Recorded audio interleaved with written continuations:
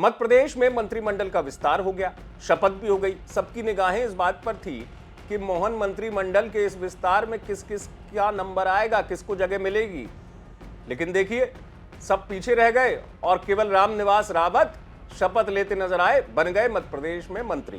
कांग्रेस छोड़कर आए रामनिवास रावत को तोहफा मिला, बीजेपी के कई नेता इंतजार करते रह गए। केवल रामनिवास रावत ही मंत्री क्यों बने? क्या है इसके पीछे की वजह कि मध्य प्रदेश में मंत्रिमंडल विस्तार में जहां 2 से 3 नामों की चर्चा चल रही थी, उन सबको पीछे छोड़ते हुए शपथ ग्रहण समारोह हुआ, रामनिवास रावत केवल मंत्री बने।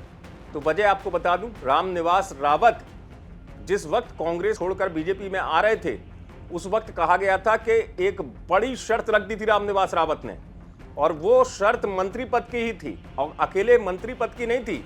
सूत्र ये भी बताते हैं, जानकार ये भी बताते हैं कि दमदार विभाग की बात भी हुई थी।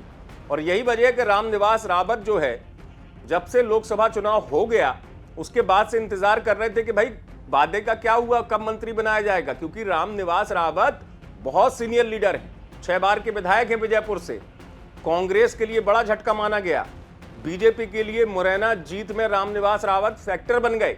यही वजह है कि रामनिवास रावत जो है, उनकी प्रोफाइल को देखते हुए, वरिष्ठता को देखते हुए मंत्री बनाया गया। बाकी गणित ये कहा गया कि जो लोग हैं, चाहे वो कमलेश शाह हो या निर्मला सप्रे हैं, हो सकता है इनको बाद में शपथ दिलाई जाए 1-2 महीने बाद। लेकिन अब ये साफ है कि 6 महीने बाद विजयपुर सीट पर भी चुनाव होंगे, क्योंकि रामनिवास रावत की सीट पर अब बीजेपी में आने के बाद जिस तरीके से इस्तीफे की बात आएगी तो फिर चुनाव भी हो सकते। लेकिन सवाल यही है कि बाकी लोग क्यों नहीं मंत्री बने। रामनिवास रावत को मंत्री बनाने के पीछे की वजह है उनके बीजेपी में ज्वाइनिंग से पहले की शर्त, और कहा गया वो काफी देर से इंतजार कर रहे थे, काफी समय से, और ये दबाव था क्योंकि पार्टी इतना तो कर सकती हो। यही वजह है कि आला कमान से इस मामले में सलाह भी ली गई, परामर्श भी लिया गया, सीएम भी दिल्ली गए थे कि मंत्रिमंडल विस्तार में किसको जगह दी जाए।